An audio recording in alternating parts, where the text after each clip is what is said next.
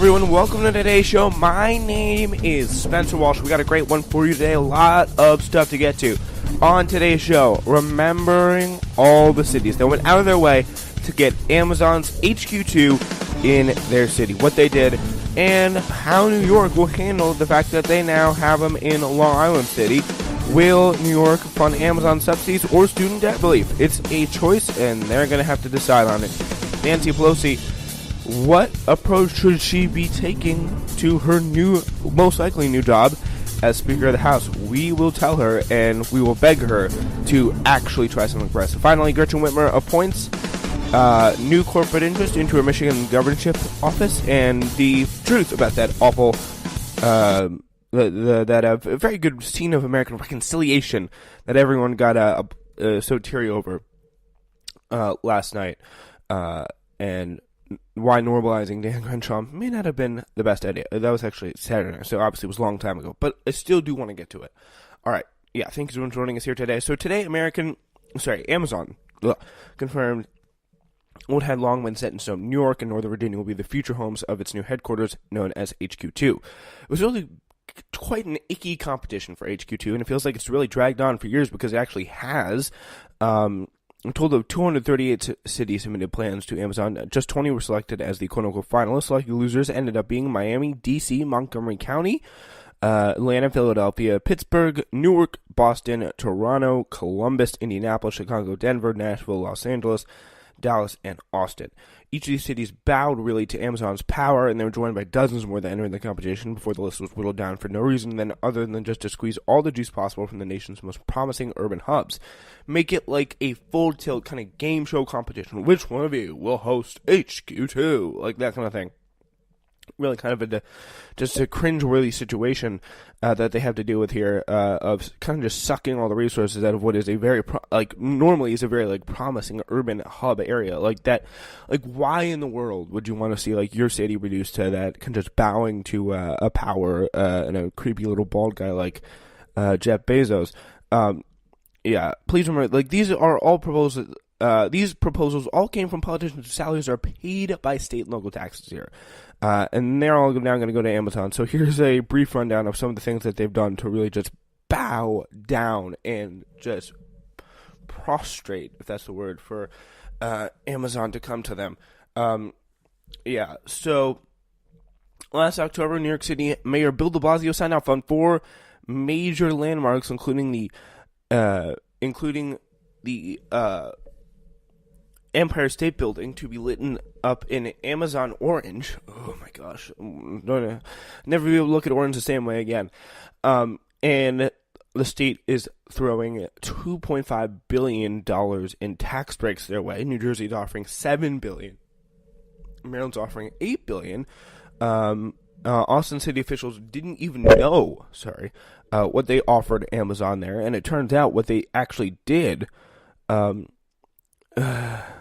they just weren't told by their officials.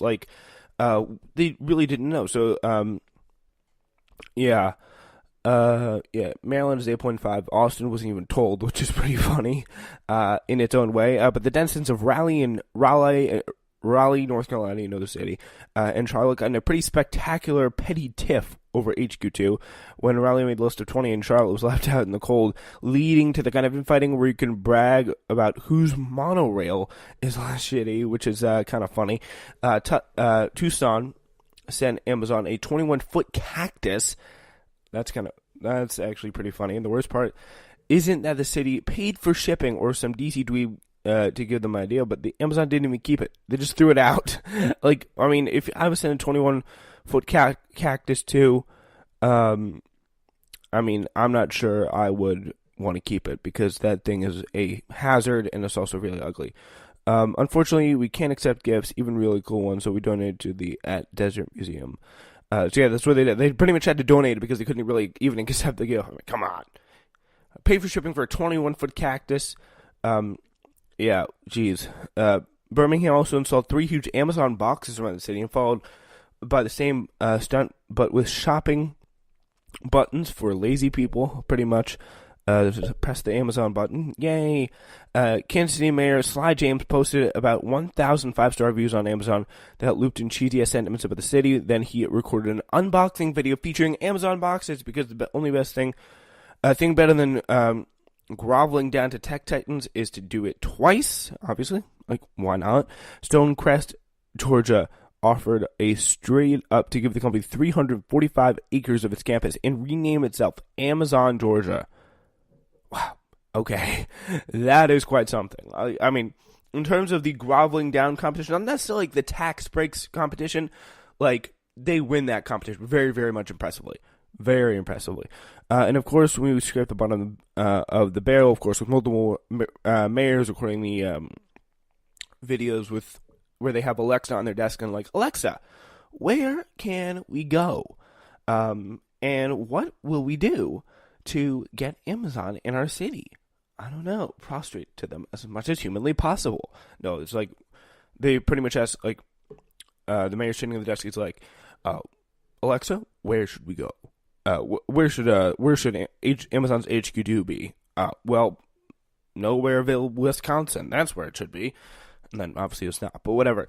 So yeah, we now know it's down to New York and it's Northern Virginia. So we're going to tell you what's going on in New York right now. So elections, they have consequences. And interesting to see how actually elections play into this. Some kind of the people getting a voice. And it's not just powerful people who will stand to financially benefit off of it. Yeah, elections have may have particularly immediate consequences for billionaire Jeff Bezos, as newly empowered New York Democrats appear to be positioning themselves to try to block new state subsidies for Amazon. Now that the online retailing titan has chosen New York City and Northern Virginia as his new headquarter locations, Capitol Main rights. A day before last week's elections, when Amazon's choice was still up in the air, New York Governor Andrew Cuomo made headlines begging Amazon to cite its second quarters in the state, probably saying one of the most pathetic things this man has ever said. And trust me, he said a lot in the way of pathetic things. I'll change my name to Amazon Cuomo if that's what it takes. Wow. This report surfaced about Amazon potentially moving to Long Island City in Queens, I believe. The next day, Democrats, they didn't win control of the Senate and the state assembly. Now, prominent Democrats in those chambers have slammed the idea of New York offering taxpayer subsidies to Amazon. And one lawmaker actually wants the legislature to decide between giving Amazon taxpayer largesse or address the state's growing student debt crisis. And that's going to be a very interesting situation. Because the question is student loan or Amazon subsidies. It's literally a clear-cut choice of, do you want to side with the corporations or do you want to side with the American people? It's going to be very interesting to see how they want to go. Like, it's going to be very, very interesting to see how they want to go on that front.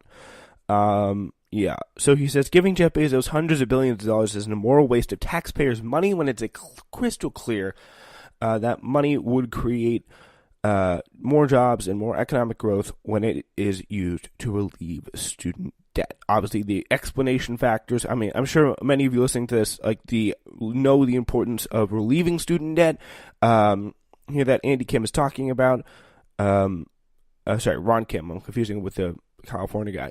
Ron Kim, Democratic Assemblyman Ron Kim, is going to be introducing this legislation. This is a big deal in terms of state legislation. I like Ron Kim's move here that he's going to be trying to do. So he says, giving Amazon this type of corporate welfare is no different, if not worse, than Donald Trump giving trillions in corporate tax breaks at the federal level.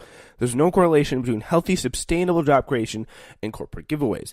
If we use this money to cancel the distressed student debt instead, there would be immediate positive GDP growth, job creation, and impactful socio-economic returns. I like this guy. I really like where he's coming from here on this. I think it makes a lot of sense. Like, there's been economists researching this for quite a long time, actually, and we know, that is the most effective way to go about it. It's to relieve student debt, give these well-educated students a chance to get back into the economy, or not even students anymore, but these people who are coming, in most cases, maybe 3 to 5 years off of college. They are hungry for the job market, and they don't want to be weighed down and don't want to be burdened by student debt. And if they're able to move into this situation, it's going to be pretty cool. It's really, really going to be some pretty cool stuff. if they could figure out a way to kind of cancel like the New York college's student loan debt, like that would be very, very powerful, because that would get them into probably one of the most high run economies in a situation where New York would really actually need some people who are able to spend a little bit more money because of the housing crisis that they have going on, where the lack of affordable housing is just very, very present, and much of a big problem. Like if they could get that in there, if they could get those type of spenders in there, I think it'd be hugely, hugely impactful. It would really be quite cool. So New York has the most expensive set of corporate subsidy programs, as we know now, in the country. And a report by the W.E. Upjohn Institute for Employment Research found that such subsidies are not cost effective, with either no statistically significant effects or large costs per job created. Kim noted that in 2015 alone, New York gave out more than $8 billion in corporate incentives, and he pointed to a recent study by the Levy Institute that found that canceling student debt would result in a real increase in GDP and decrease in the average unemployment rate. A recent report by the 2016 report by State Comptroller Thomas DiNapoli's office found that the delinquency rate in New York student loan borrowers has rose by more than a third over the past decade, while average borrower balances out the state. While average borrower balances in the state increased by 48% to 32,200. A memo outlining Kim's bill said the legislation would empower New York officials to exercise their eminent domain powers to buy, cancel, and or monetize the state's out-of-control student debt, which the memo says totals more than $82 billion. Really would be a pretty impactful situation. I think it's something that, if introduced properly, I think really could get a lot of support from a lot of people now that both houses of assembly are controlled by Democrats in New York State. Very, very interesting thing to discover. And I know, even if we don't talk about it in the show, I will be certainly following it because it does have a very big impact over the state in which I live. All right, we're now going to move on to Nancy Pelosi and the new Democratic House leadership. So as we all know, Nancy Pelosi, she started off her new majority in the House by saying, "We will strive for bipartisanship with fairness on all sides." On the night of November 6th, she said, "We must try to find common ground with President Donald Trump and the Republican Party, as victory after victory in the midterms confirmed a new Democratic majority in the House of Representatives. We'll have a bipartisan marketplace of ideas that makes this democracy strong." What has been going on in her mind that, she thinks this is, an okay thing to say? This is not about getting along. The Republicans have proven that, if you really want to have a successful time in the unfortunate city of Washington, D.C., you're going to need to play a little bit harder than that. I'm sorry. In fact, forget the past 24 months where an unhinged president praised Nazis, banned Muslims, caged kids, and obstructed justice. Consider only the events of the past 7 days where Pelosi made her pious pledge. Just think about what's going on here and why this kind of plea is just not going to work. The morning after the midterms, literally the morning after the midterms, Trump fired his Attorney General Jeff Sessions and appointed a political crony, Matthew Whitaker, as the acting Attorney General, moved to swab by former Bush administration lawyer John Yoo. And by the way, this is not a very lefty kind of guy. He's one of the Bush lawyers who was one of the most fierce advocates, wrote the most impactful legal memos out there you could think of for torture and for the benefit of torture and all that stuff. So he's no lefty kind of guy. That's very important to understand. You may remember him from that time period, but he actually called this out and out unconstitutional. Trump then denounced CNN journalist Jim Costa as an enemy of the people and stripped him of his White House press pass. Out of line and unacceptable was a response from the White House Correspondents Association. He consulted 3 black female reporters dismissing questions from CNN's Abby Phillip, PBS NewsHour's Yamiche Senador as stupid and racist, while calling American Urban Radio Network's April Ryan a loser. As we know, we all heard about that this past week, and it was very, very just stuff that made you deep down in your mind. I think really everyone knew that was not the right thing to do. It was really just not the right thing to do.